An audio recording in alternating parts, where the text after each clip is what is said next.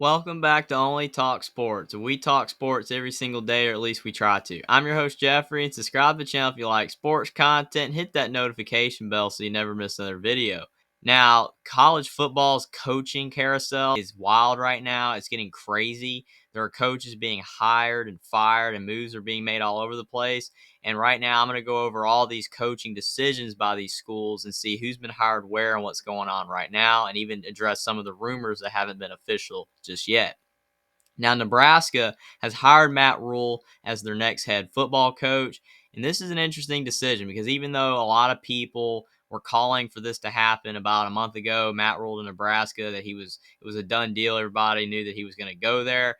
I don't think this is a bad decision, obviously, but there are some interesting caveats to Nebraska hiring Matt Rhule. Now, obviously, he did good at resurrecting programs. You can see it when Matt Rhule was at Temple, he took them from a 2-10 team to a 10-win team 2 years in a row. And then when he was at Baylor, he took them from a 1-11 team and turned them around to an 11-3 team. So he's proven at the college level at two different jobs to be able to turn programs around.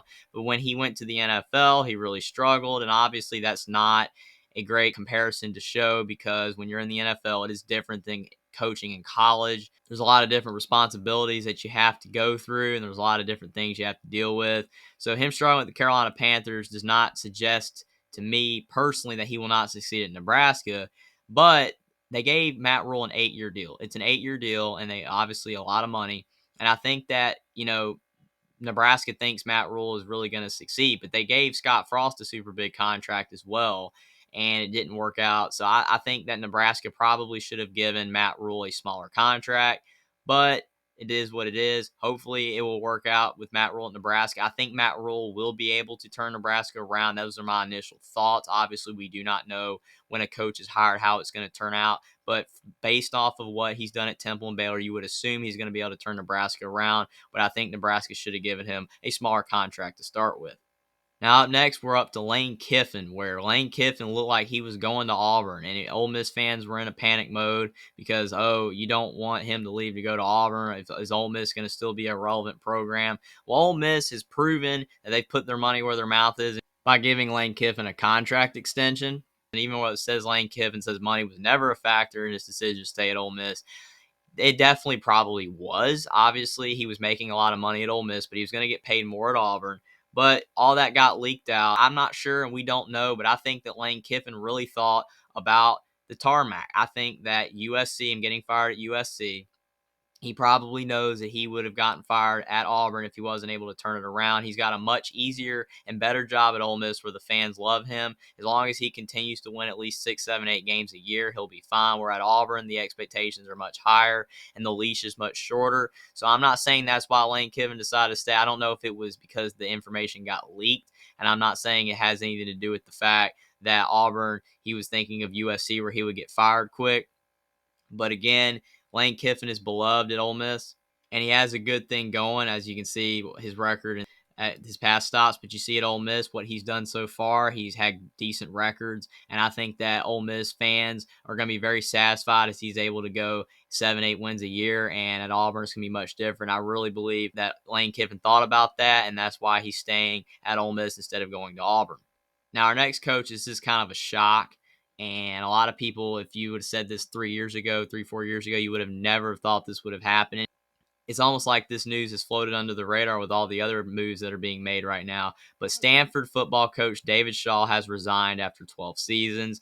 And I almost say this with a heavy heart because I really like David Shaw. And I know a lot of people will say that David Shaw did not build Stanford. No, he didn't. Jim Harbaugh had Stanford rolling, and he took over. David Shaw took over the Stanford program when it was at an all-time high, and he continued that success for years. But with everything going on in college football right now, the environment is not beneficial to Stanford with the way Stanford's university is set up, with it being a high academic program. It's very hard to win, and you have to have a certain type of player to succeed there. And obviously the transfer portal is making it even tougher. NIL is making it even tougher to win. And David Shaw's done. I don't know if he's going to be done with coaching forever, but he knows that he's not going to be able to turn Stanford around. He would have gotten fired eventually. So David Shaw just wants to resign, get it out of the way. But it's really sad because a lot of people are now turning their minds on David Shaw from a guy that they respected, and now a lot of people think that he's not a good coach. And there are some truths to that. I think him not really changing with the times on offense maybe is a little bit of a reason that Stanford's not winning as much. And obviously they lost Derek Mason, a defensive coordinator, and he was a stud defensive coordinator for Stanford. And that has really hurt them on the defensive side of the ball. And Stanford's just not getting the players that they used to. They're really struggling to win right now. And I think that they're playing too vanilla of an offense. And it really shows with the record. When David Shaw first took over at Stanford, look at his record: 11-2, 12-2, 11-3, 8-5, 12-2, 10-3, 9-5, 9-4. But for the last 4 years, he hasn't won more than 4 games in a season. Obviously, in 2020, he went 4-2, but still, that was a weird year with everything going on with the virus. And you just see that it was not getting any better. David Shaw was not able to win at Stanford anymore. I think he knew that. He probably would have gotten fired eventually. And it's just really sad because David Shaw was such a great coach. He was doing a really good job at Stanford, and it just completely unraveled, and he couldn't turn it around. And I hope the next coach at Stanford is able to turn Stanford around, but it is just looking really bad for Stanford, and it really stinks for David Shaw. And I hope that he can get another head coaching job and be able to succeed in the future. Now up next, Kenny Dillingham, Oregon's offensive coordinator, has been hired by Arizona State. Now this is interesting because a lot of people thought that Deion Sanders was floating around as getting the Arizona State job, which Deion Sanders has been floated in Nebraska, Arizona State, Colorado, Auburn. So we don't really know what Deion's doing. He might even stay put. But Arizona State hires Oregon offensive coordinator Kenny Dillingham. This is an interesting decision here because, as you see on the headline, Kenny Dillingham is now going to be the youngest coach in the Power Five. He has no head coaching experience. He's only 32 years old. This is a really interesting decision, and I have absolutely really nothing to say about it because we don't know what Kenny Dillingham is going to do. Arizona State is a program that is kind of struggling right now. Herm Edwards, he had the allegation problems, and it was starting to go in the wrong direction. Obviously, the transfer portal can fix anything. You see Washington going from 4-8, now getting Kalen DeBoer, what they're doing. You had even Mel Tucker, Michigan State, how they were able to turn it around with the transfer portal in a year. So maybe Kenny Dillingham will be able to use the portal and turn Arizona State around, but we just don't have anything to base it off of. Obviously, Kenny Dillingham is a good offensive coordinator, but we don't know how he's going to be a head coach. But a very interesting decision by Arizona State. I'm kind of neutral on it because I don't really have any feel one way or the other whether this is a good hire or not. But again, I really think that this is a decision that could be really good for Arizona State, or it could be really bad for Arizona State. But I don't think it's the most risky decision in the world because, again, this is Kenny Dillingham's first job as a head coach, and either way you go, whether it works out or not, we don't really know, but it definitely could, and I hope it does for Kenny Dillingham at Arizona State. Now, these last two head coaches, there's two head coaches left that we're going to be talking about, but these decisions have not been finalized yet. Luke Fickell might be hired as the next head football coach at Wisconsin, and when he is hired as the head coach at Wisconsin, if he is, then I will definitely be talking about it. But it's looking that way that Luke Fickell is going to Wisconsin. A lot of people thought Jim Leonard was going to get the head coaching job, but he's kind of struggled a bit as the season's gone along, been up and down results. So now it looks like Wisconsin's turning their attention to Luke Fickell. If Luke Fickell is hired at Wisconsin, I think it is a great decision. Obviously, we know what Luke Fickell has done at Cincinnati. He was able to turn that program around. What he was able to do at Cincinnati, turning them from a program of winning 1 or 2 games and going from a program that made the college football playoff.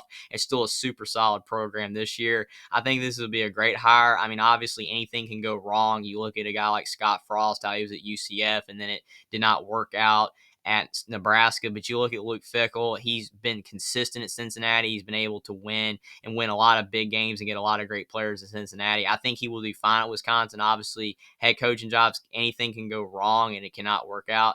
But I do think this will be a great decision for Wisconsin to hire Luke Fickell if he is hired by Wisconsin. And our last coach to talk about right now before any other news breaks, and I'm sure there will be way more news going on right now because college football, the carousel is hot and is rolling right now. But Hugh Freeze is in talks to become the Auburn head football coach. And this one I have a lot of thoughts about because we know what Hugh Freeze, his scandals that he has.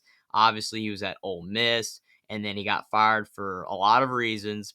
And now he's the Liberty head football coach, and he's done a really good job at Liberty. I'm not doubting what Hugh Freeze can do, but Auburn is a job that they demand winning, and they demand winning immediately. And Hugh Freeze, if he gets the head coaching job at Auburn, he's going to have to win because if he does not win, I have a feeling that Auburn is going to decide to fire Hugh Freeze, and they could do it without cause for the scandals that he already has.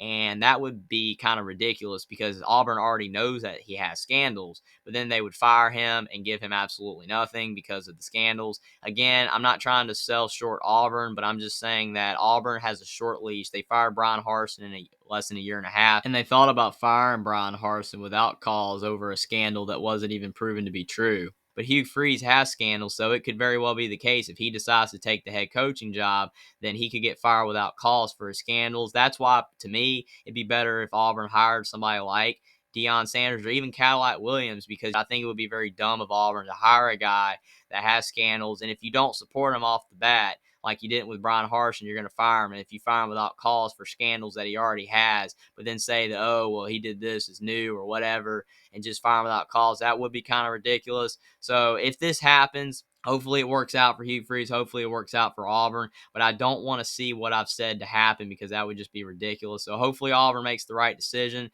whether they hire Hugh Freeze or somebody else. But if they hire Hugh Freeze, then they know what they got themselves into, and they need to treat Hugh Freeze accordingly and not, do what I've said, because that would just be ridiculous. But that is the head coaching carousel update in college football right now. It's crazy. A lot of opinions that people have, including my own opinions on all these coaching hires and firings and resignings and all this stuff going on. Comment down below what you think about the coaching carousel update, and we will definitely update this in the future when more decisions are made. And let me know what you guys think about these decisions and which decision has been the best move made so far. Subscribe to the channel if you like sports content. Like this video down below, and I will see you next time.